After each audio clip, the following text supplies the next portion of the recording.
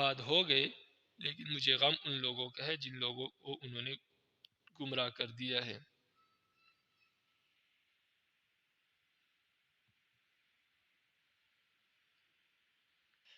ویسے تو کسی کو نماز پڑھتے ہوئے کسی جگہ سے ہٹا کر خود کھڑا ہونا یہ مناسب بات نہیں ہے، لیکن اور جائز بھی نہیں ہے، لیکن امام کے پیچھے کھڑا ہونا، امام کے قریب کھڑا ہونا وہ اس لیے ہوتا ہے کہ اگر امام کا دوران نماز وضو ٹوٹ جائے کسی وجہ سے، تو پیچھے جو شخص کھڑا ہے اس میں اتنی اہلیت ہو کہ امام کی جگہ پر وہ نماز پڑھا سکے۔ امام بنا کرے گا، اس کے کاندھے پر ہاتھ رکھے گا، وہ آگے ہو کر اسی جگہ سے نماز شروع کرے گا جہاں سے امام کا وضو ٹوٹا ہے، جہاں سے امام نے نماز چھوڑی ہے۔ اور یہ جو تابعی ہے قیس بن عباد، یہ اس زمرے میں نہیں آتے تھے کیونکہ یہ لڑکے تھے، ابھی بالغ نہیں تھے، تو اس لیے انہوں نے ان کو کھینچا، ایک طرف کیا اور خود وہاں پر کھڑے ہوئے اور فرمایا کہ امام کے قریب وہ شخص کھڑا ہوا کرے جو اہل عقل اور اہل فہم ہو، اور فرمایا کہ اس پر آپ کو غصہ نہیں آنا چاہیے کہ میں نے آپ کو دور کھڑا کیا، کیونکہ ہمیں نبی علیہ السلام نے یہ وصیت کی کہ ہم امام کے قریب کھڑا ہوا کرے، یعنی وہ لوگ قریب کھڑے ہو جن کو مسائل کا علم ہے، جو امام کی عدم موجودگی میں نماز پڑھانے کی اہلیت رکھتے ہو۔ باب الامامہ، امامت کا بیان۔ امامت چونکہ ایک بہت ہی اہم اور عظیم الشان کام ہے شریعت کی نظر میں، اور تمام مقتدیوں کا ذمہ دار جو ہے وہ امام ہوتا ہے۔ امام کی نماز درست تو باقی تمام کی نماز درست ہے، امام کی نماز میں فرق ہے تو باقی تمام لوگوں کی نماز میں فرق ہوگا۔ تو اس عظیم الشان منصب کو مد نظر رکھتے ہوئے شریعت نے امام کی تقرری کے لیے کچھ شرائط بھی مقرر کی ہے کہ امام کن صفات کا حامل ہونا چاہیے، اگر لوگ امام بنا رہے ہیں کسی کو تو اس میں کیا کیا صفات ہونی چاہیے۔ یہ تمام صفات اس باب میں اس احادیث کے تحت ذکر کی جائیں گی کہ کیا کیا صفات ہونی چاہیے امام میں۔ تو اس لیے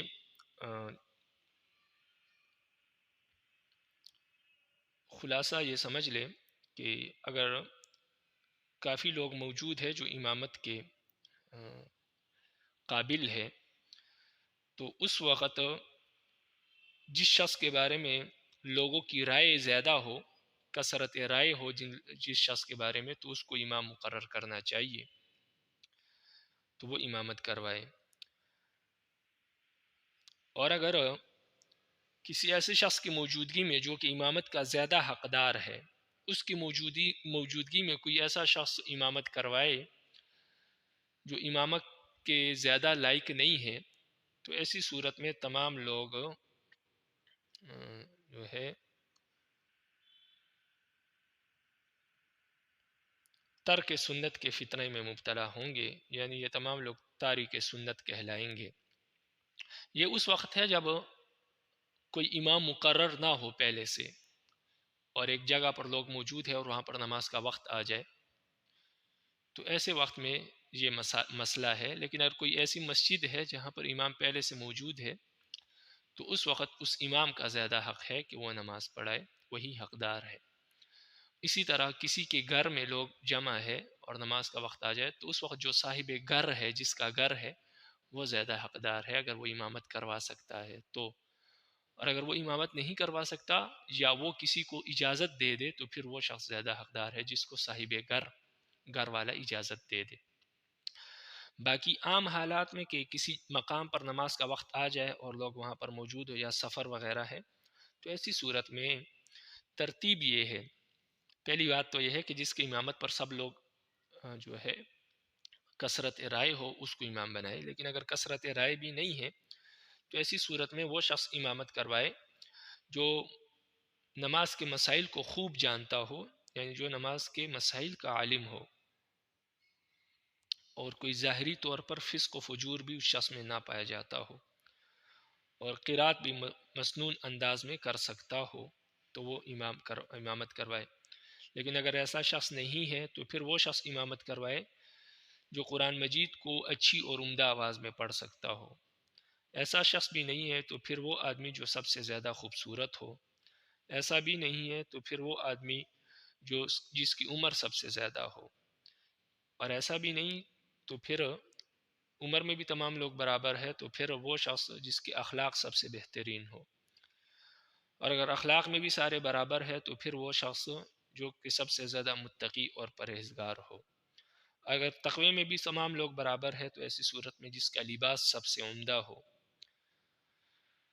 اور اگر لباس میں بھی تمام لوگ برابر ہے تو ایسی صورت میں جس کا سر سب سے بڑا ہو، جس کا سر سب سے بڑا ہو، چونکہ جو سر بڑا ہوتا ہے وہ عقل مند ہونے کی علامت ہوتی ہے، صاحب فراست ہونے کی علامت ہوتی ہے، تو پھر وہ شخص نماز پڑھائے۔ اور اگر سر میں بھی سارے برابر ہے تو پھر جو مقیم ہے وہاں پر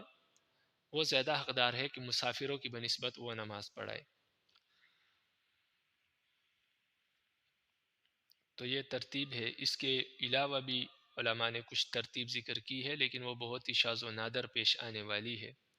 اس لیے اسی پر اکتفا کرتے ہیں۔ کتاب کو دیکھیں، فرماتے ہیں الفصل الاول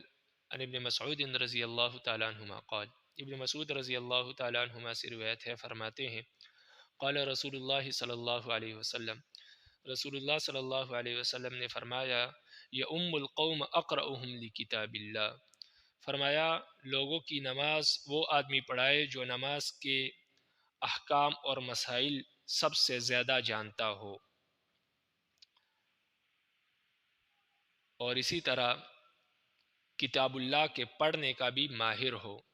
قرآن مجید اچھی طرح پڑھ سکتا ہو اور نماز کے مسائل بھی جانتا ہو، کیونکہ اقرأہم لکتاب اللہ نبی علیہ السلام کے دور میں اقرأہم اور قاری اس شخص کو کہتے تھے جو قرآن پڑھنا بھی جانتا تھا اور قرآن کے مسائل بھی اور قرآن کی تشریح بھی جانتا تھا، جو سب سے بڑا عالم ہوتا تھا تو اس کو قاری کہتے تھے کہ یہ مسائل بھی جانتا ہے اور قرآن پڑھنا بھی جانتا ہے۔ تو اقرأہم لکتاب اللہ، جو قرآن مجید کو سب سے بہتر انداز سے سمجھتا ہو اور پڑھتا ہو، یعنی جس کو نماز کے مسائل کا بھی علم ہو اور قرآن بھی اچھی طرح پڑھ سکتا ہو، تو وہ شخص لوگوں کی امامت کروائے۔ فَإِن كَانُوا فِي الْقِرَاءَةِ سَوَاءً فَأَعْلَمُهُم بِالسُّنَّةِ،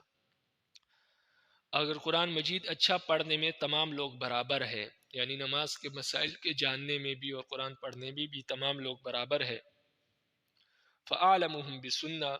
تو پھر وہ آدمی امامت کروائے جس کو سنت کا سب سے زیادہ علم ہو، یعنی قرآن پڑھنے کے ساتھ ساتھ اس کو نبی علیہ السلام کی سنتوں کا بھی علم ہو۔ فَإِن كَانُوا فِي السُّنَّةِ سَوَاءً، اگر وہ سنت میں بھی برابر ہے، سنتوں کا بھی اس کو علم ہے تمام لوگوں کو، تو پھر فَأَقْدَمُهُمْ ہجرا،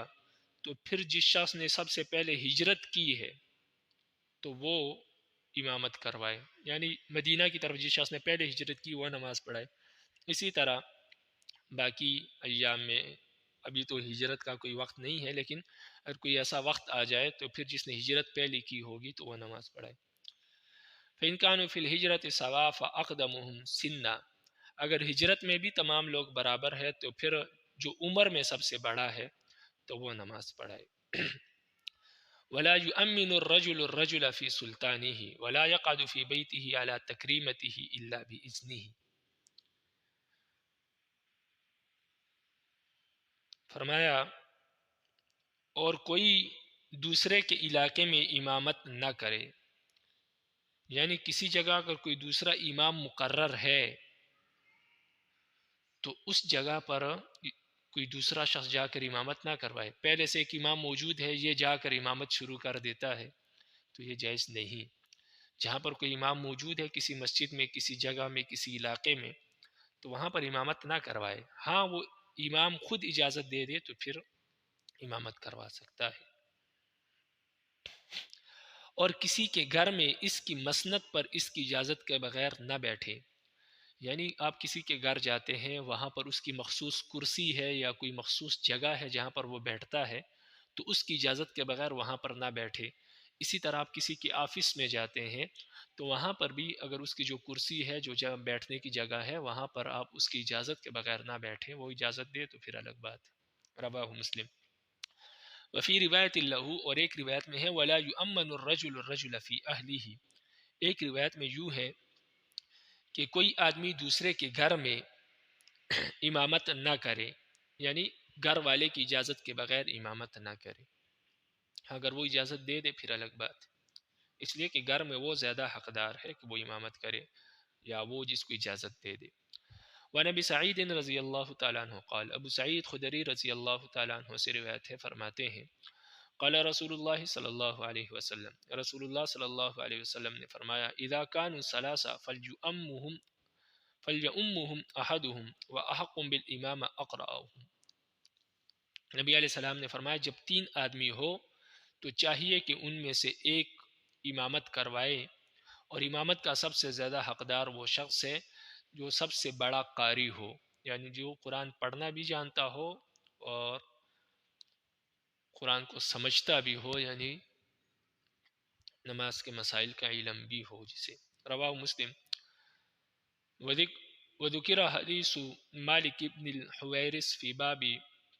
بعد باب فصل الاذان، فرماتے ہیں کہ یہاں پر مالک بن حویرث کی حدیث بھی تھی اس باب میں فصل اول میں، لیکن وہ ہم نے باب فضل الاذان کے بعد جو باب آ رہا ہے وہاں پر ذکر کی ہے، اس لیے یہاں سے کاٹ دی ہے تاکہ تکرار نہ آئے۔ الفصل الثانی،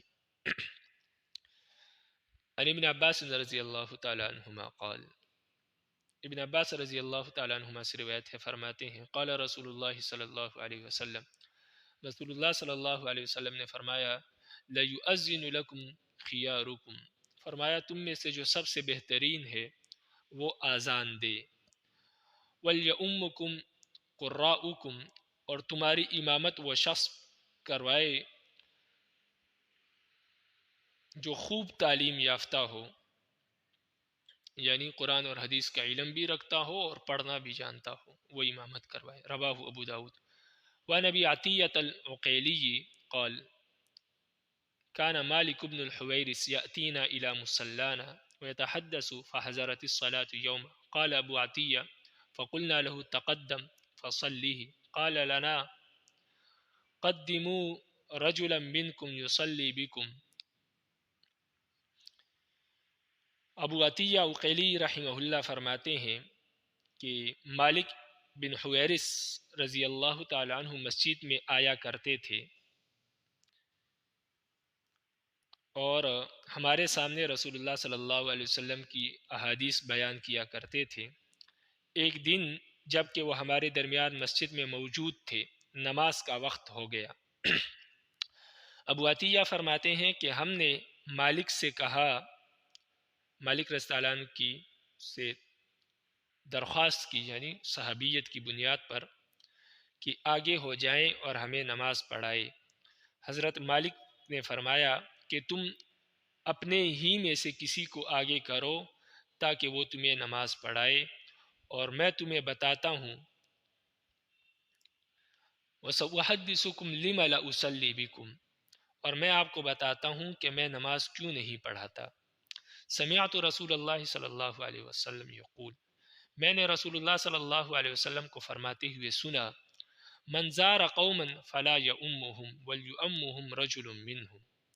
میں نے نبی علیہ السلام سے سنا کہ جو آدمی کسی قوم سے ملاقات کرے یا ملاقات کے لیے جائے تو وہ ان کی امامت نہ کرے،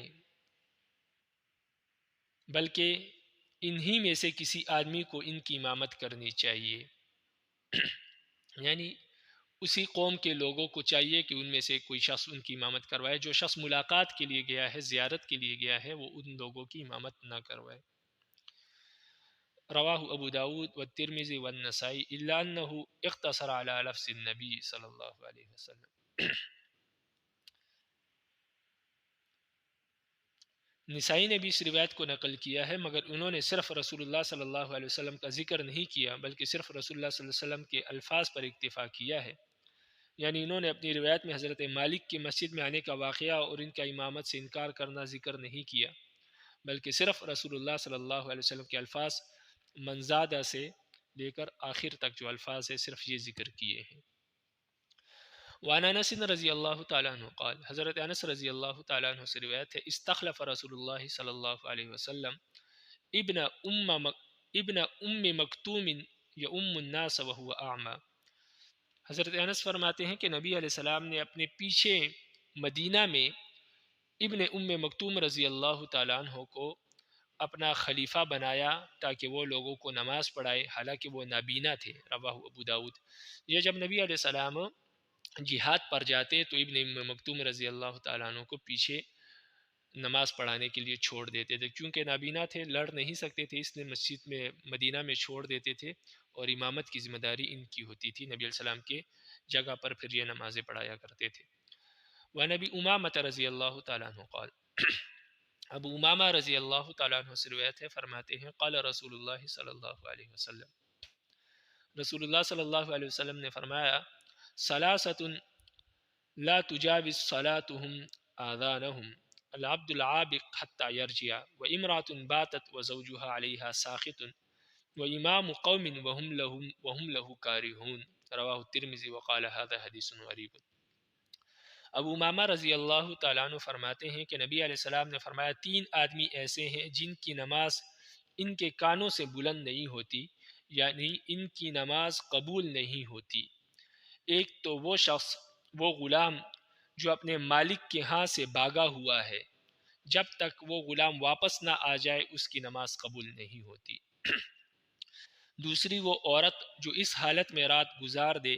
کہ اس کا خاوند، اس کا شوہر اس سے ناراض ہو، تو ایسی صورت میں بھی اس عورت کی نماز قبول نہیں ہوتی۔ تیسرا وہ امام جسے اس کے مقتدی پسند نہ کرتے ہو اور یہ اس کے باوجود بھی ان کو نماز پڑھاتا ہو، تو اس امام کی نماز بھی قبول نہیں ہوتی۔ وعن ابن عمر رضی اللہ تعالیٰ عنہما قال، ابن عمر رضی اللہ تعالیٰ عنہما سے روایت ہے، فرماتے ہیں قال رسول اللہ صلی اللہ علیہ وسلم، رسول اللہ صلی اللہ علیہ وسلم نے فرمایا، ثلاثۃ لا تقبل منہم صلاتہم من تقدم قوما وہم لہ کارہون۔ نبی علیہ السلام نے فرمایا، تین آدمی ایسے ہیں کہ ان کی نماز قبول نہیں ہوتی۔ ایک وہ امام جو لوگوں کی امامت کروائے حالانکہ لوگ اس کو ناپسند کرتے ہو، وَرَجُلٌ أَتَى بِالصَّلَاةِ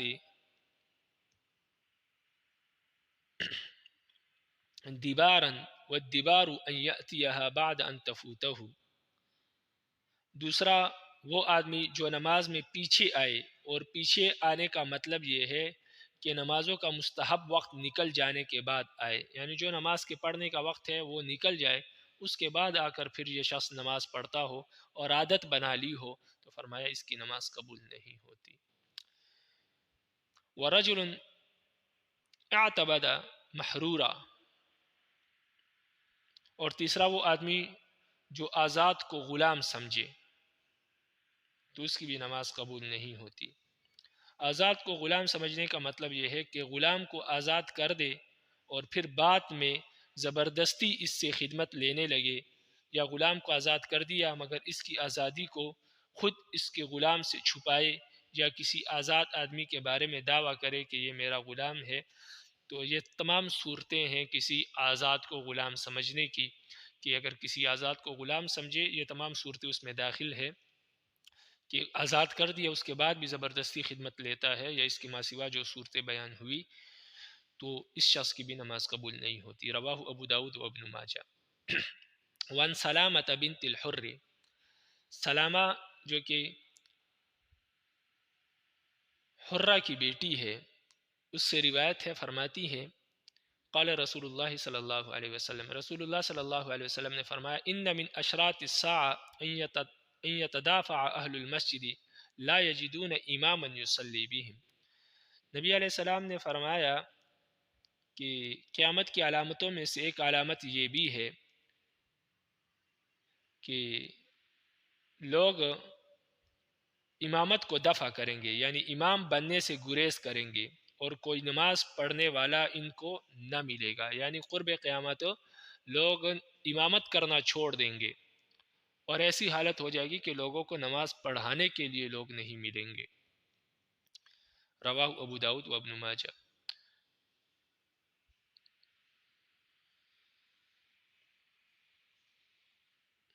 یعنی آخری زمانے میں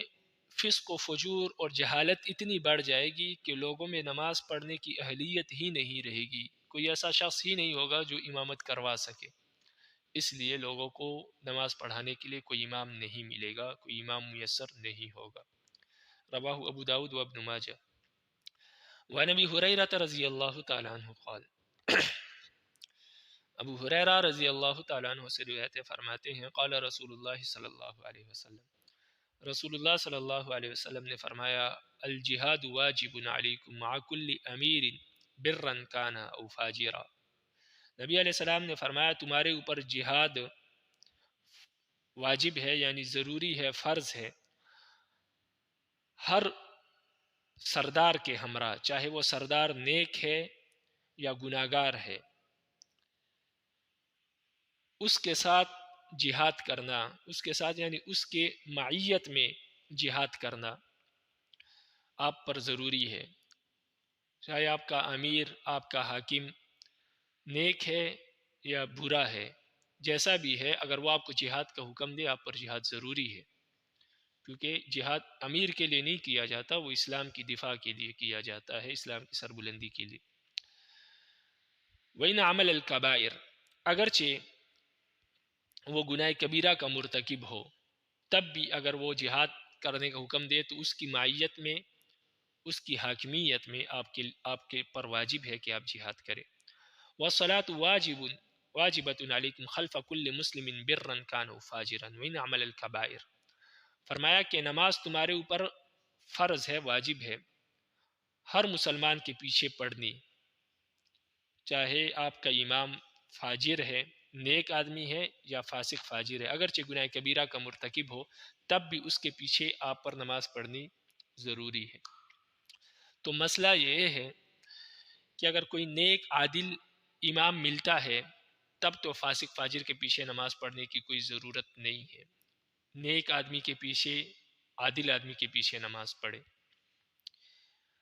اور اگر کوئی نیک اور عادل آدمی نہیں ہے، یا ہے لیکن اس علاقے میں نہیں ہے جہاں پر آپ کا گھر ہے، اور آپ کا امام فاجر فاسق ہے، تو ایسی صورت میں اگر آپ اس کو امامت سے معزول کر سکتے ہیں بغیر فتنے کے، کوئی فتنے کا اندیشہ نہیں ہے، کوئی خدشہ نہیں ہے، تو ایسے شخص کو امامت سے معزول کر دیا جائے اور کوئی نیک اور عادل آدمی کو امام مقرر کیا جائے۔ لیکن اگر یہ بھی ممکن نہیں ہے، اس کو معزول آپ نہیں کر سکتے، یا معزول کریں گے تو بہت فتنہ پیدا ہو جائے گا، لڑائی جھگڑا ہو جائے گا، نقصان کا خطرہ ہے، تو ایسی صورت میں اسی کے پیچھے نماز پڑھ لے، اکیلے نماز نہ پڑھے۔ اکیلے نماز پڑھنے سے بہتر ہے کہ اسی کی امامت میں نماز پڑھے۔ تو یہ مسئلہ ہے۔ عام صورت میں یہ مسئلہ نہیں ہے،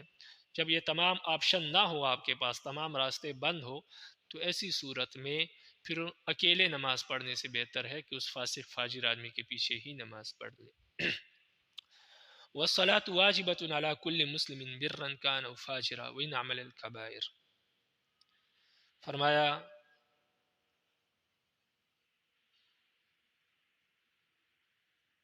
اور نماز جنازہ ہر مسلمان پر واجب ہے، ہر مسلمان کی نماز جنازہ پڑھنا آپ کے لیے ضروری ہے،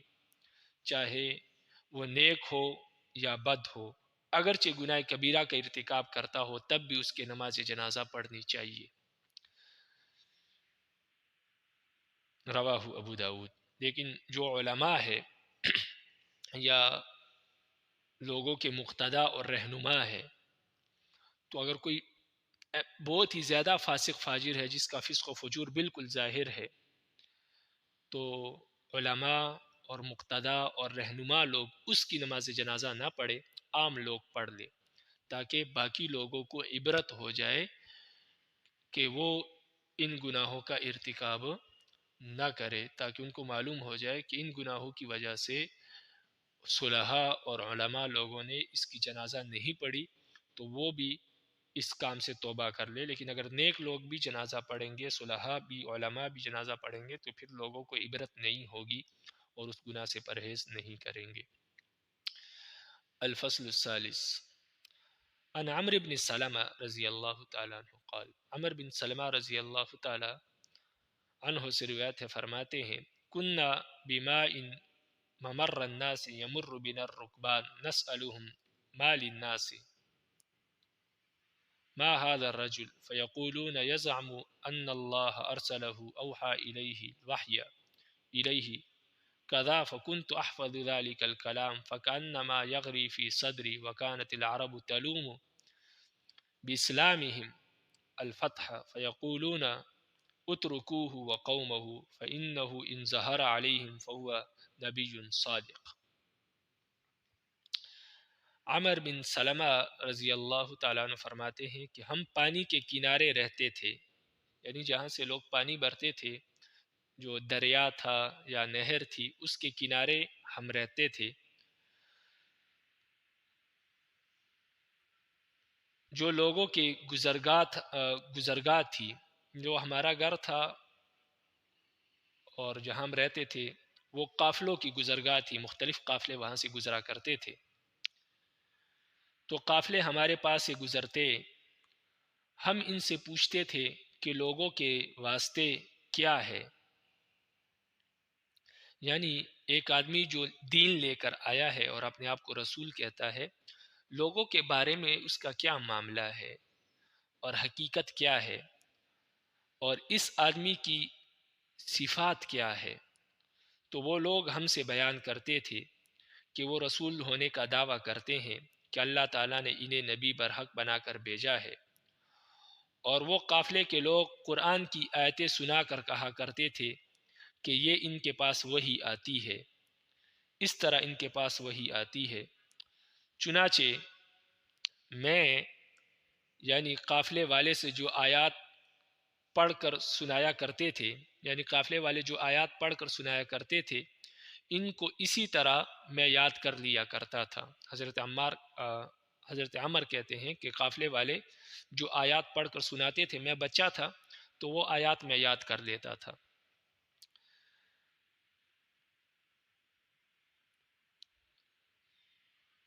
گویا وہ آیات میرے سینے میں جم جاتی تھی، یعنی قرآن کی یہ آیات خود بخود مجھے یاد ہو جایا کرتی تھی. اور اہل عرب اسلام لانے کے سلسلے میں مکہ کے فتح ہونے کے انتظار کر رہے تھے اور کہا کرتے تھے کہ اگر یہ رسول برحق ہے، اور کہا کرتے تھے کہ ان لوگوں کو چھوڑ دو، یعنی نبی علیہ السلام کو بھی اور ان کے جو ساتھی ہے صحابہ ہے ان کو بھی چھوڑ دو، اگر یہ نبی برحق ہے تو یہ باقی قوموں پر غالب آ جائیں گے اور مکہ فتح ہو جائے گا، اور اگر نبی برحق نہیں ہے تو یہ غالب نہیں آ سکتے. تو وہ ان کے غالب ہونے کے انتظار کرتے تھے عرب کے لوگ، اور یہی اسی لیے وہ رکے ہوئے تھے اسلام لانے سے. فلما كانت وقعت الفتح بادر كل قوم باسلامهم.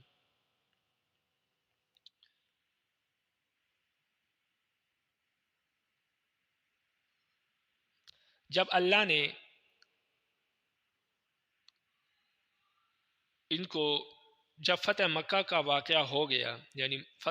مکہ فتح ہو گیا،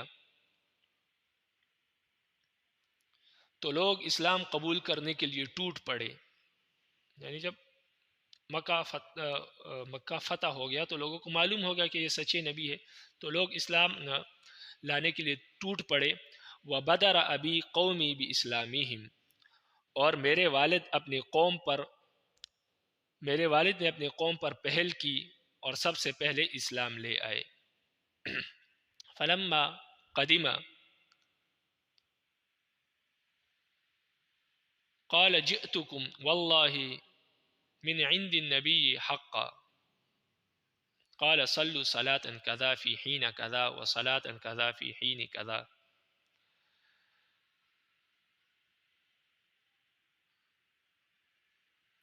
تو جب میرے والد واپس لوٹ کر آئے تو اپنی قوم سے کہنے لگے کہ اللہ کی قسم میں سچے نبی کے پاس سے آیا. تو آپ صلی اللہ علیہ وسلم نے فرمایا، یعنی اس سچے نبی نے مجھ سے فرمایا ہے کہ فلاں وقت میں ایسی اور اتنی نماز پڑھو اور فلاں وقت میں ایسی اور اتنی نماز پڑھو. فَإِذَا حَضَرَتِ الصَّلَاةُ جب نماز کا وقت آ جائے فَلْيُؤَذِّنْ أَحَدُكُمْ وَلْيَؤُمُّكُمْ أَكْثَرُكُمْ قُرْآنًا جب نماز کا وقت آ جائے تو تم میں سے ایک شخص اذان دے اور تم میں سے جو سب سے زیادہ قرآن کو جانتا ہے، یعنی جس شخص کو سب سے زیادہ قرآن یاد ہے وہ تمہاری امامت کروائے۔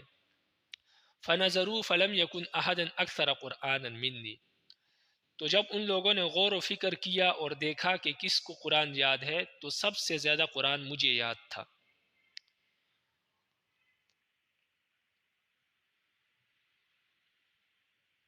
لِمَا كُنْتُ أَتَلَقَّى مِنَ الرُّكْبَانِ اس لیے کہ میں قافلے والوں سے قرآن سیکھا کرتا تھا، جو پیچھے انہوں نے بیان کیا۔ فَقَدَّمُونِي بَيْنَ أَيْدِيهِمْ وَأَنَا ابْنُ 6 أو 7 سنین تو ان لوگوں نے مجھے اپنے آگے کر دیا، یعنی مجھے امام بنا دیا، اور اس وقت میری عمر 6 یا 7 سال تھی۔ وَكَانَتْ عَلَيَّ بُرْدَةٌ كُنْتُ إِذَا سَجَدْتُ تَلَصَّقْتُ عَنِّي اور میرے بدن پر فقط ایک ہی چادر تھی، چنانچہ جب میں سجدہ کرتا تو وہ چادر میرے بدن سے سرک جاتی تھی اور اس طرح میرا سطر کھل جاتا تھا۔